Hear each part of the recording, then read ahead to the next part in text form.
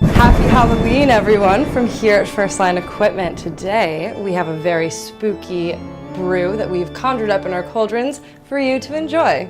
We're going to be making a very simple charcoal cold brew that is black as my soul, and you'll be able to make this in no time. Ooh. Another effect. Okay, so for this recipe, you're going to need some cold brew, which you can purchase at your local grocery store, or you can make it at home, like we do. And it's very simple, and it's a little bit more cost effective.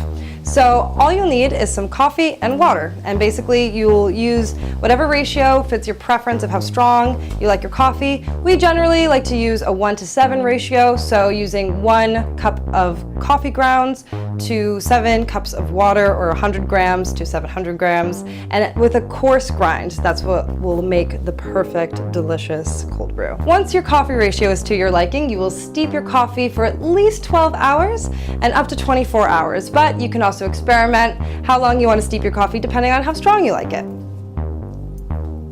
Great. And luckily, with some Halloween magic, I already have some.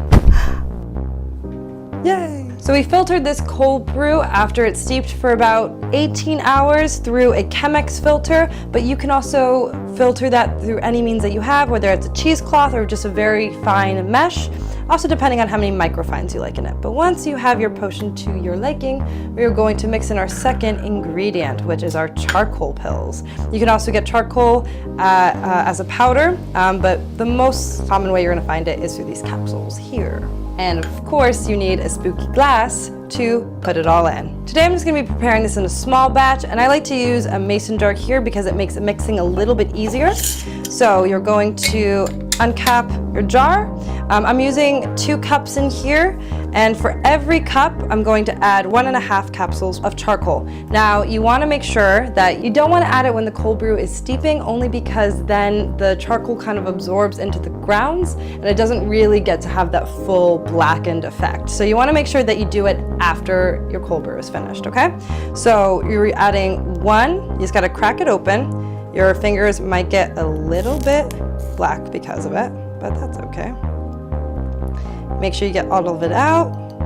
There's a decent amount in there. So for this 2-cup ratio, I'm gonna probably add 3 capsules altogether, but you can also experiment with playing with more if you wanted to be even darker. The bonus of getting this charcoal for this recipe is that it's actually really wonderful to have in the house. Charcoal is a great absorbing agent, so it's very good if you have digestive issues or gaseous issues. It helps absorb impurities that are inside and also outside. It's used as facial masks for scrubs and everything like that because it can lift impurities out of your skin. So it's actually a really awesome ingredient just to have and to play around with for other recipes in your house. Once you have your charcoal powder inside your jar, you're going to screw on the lid and shake away. Already, you can already see it starting to get very, very black in there. You just want to give it some good shakes. All right, looks like it's pretty well mixed.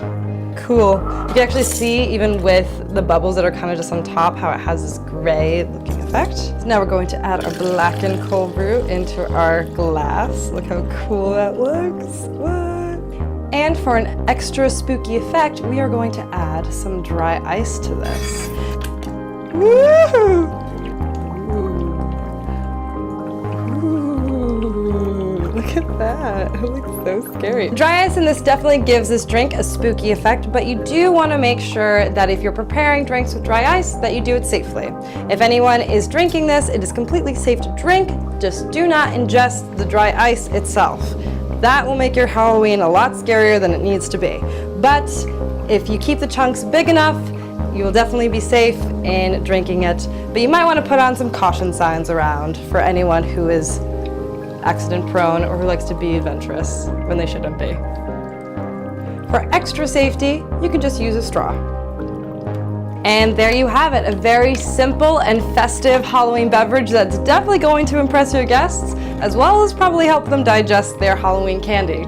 If you want this whole recipe, it'll be linked down in the description below. We hope you liked this video, and if you do, please give us a thumbs up or subscribe. We all wish you a happy Halloween from here at First Line Equipment. Cheers. I definitely have purple lipstick on this.